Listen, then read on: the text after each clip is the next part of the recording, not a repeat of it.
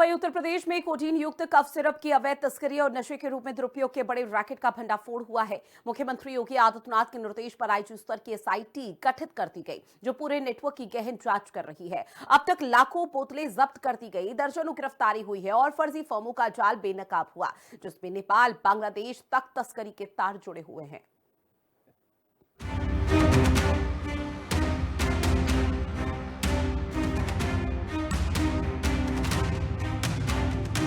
Codeine, ये नाम आजकल उत्तर प्रदेश की सियासत से लेकर हर चौक चौराहे तक सुनाई दे रहा है।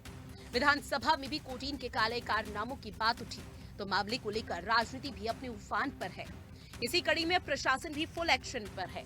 सोनभद्र की पुलिस की एसआईटी ने कोडीन युक्त अवैध कफ सिरप के मास्टरमाइंड भोला प्रसाद के खिलाफ बड़ी कार्रवाई की है। जांच में सामने आया है कि भोला प्रसाद ने रांची में शैली ट्रेडर्स के नाम से गोदाम और ड्रग लाइसेंस की सभी दस्तावेज फर्जी तरीके से प्राप्त किए थे।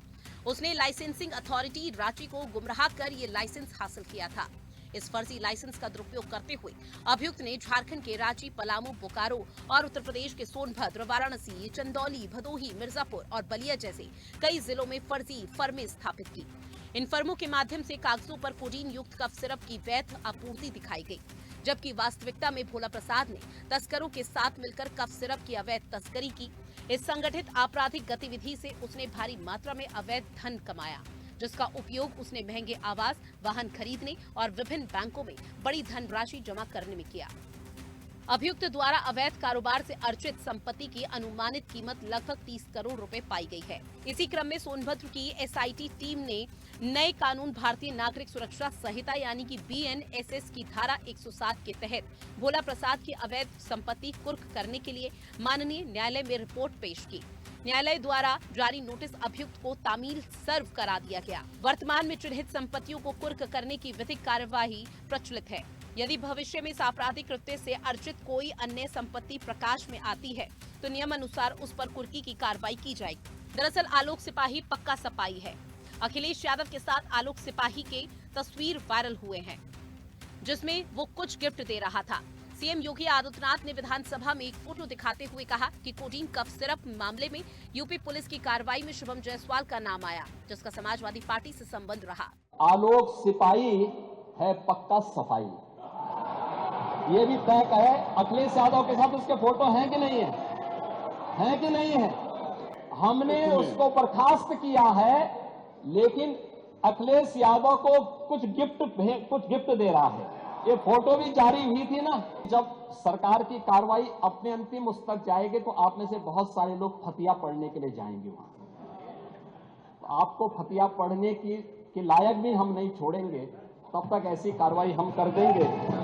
ईडी ने कोडीन कफ सिरप सिंडिकेट से जुड़े लोगों के ठिकानों पर छापेमार कार्रवाई के दौरान कई अहम दस्तावेज और डिजिटल रिकॉर्ड बरामद किए। दस्तावेजों के मुताबिक एनसीआर के रियल एस्टेट सेक्टर में बड़े पैमाने पर निवेश किया गया। जमीन खरीद, फ्लैट बुकिंग और प्रॉपर्टी डील के माध्यम से अवैध पैसे को वैध दिखाया गया।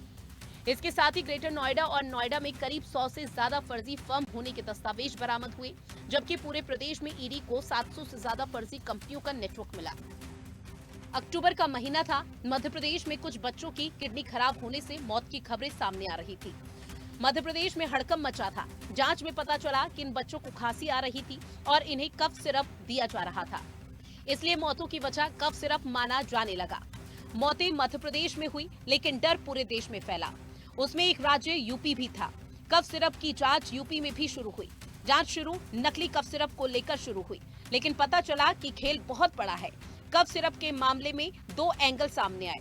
पहला वो जिसमें दूषित कफ सिरप जानलेवा साबित हो रही थी, और दूसरा वो कफ सिरप जिसका इस्तेमाल नशे के लिए धड़ल्ले से किया जा रहा था। एमपी में जिस श्रीसन फार्मा से कफ सिरप की सप्लाई हुई, वहां बेहद खराब तरीके से कफ सिरप बनाई जा रही थी, जो जानलेवा साबित हुई। वहीं जो दूसरा खेल है वो सिंडिकेट से जुड़ा हुआ है, जो नशे के आदी लोगों को कफ सिरप की सप्लाई देकर मोटी कमाई कर रहा है। ब्यूरो रिपोर्ट, हिंदी खबर।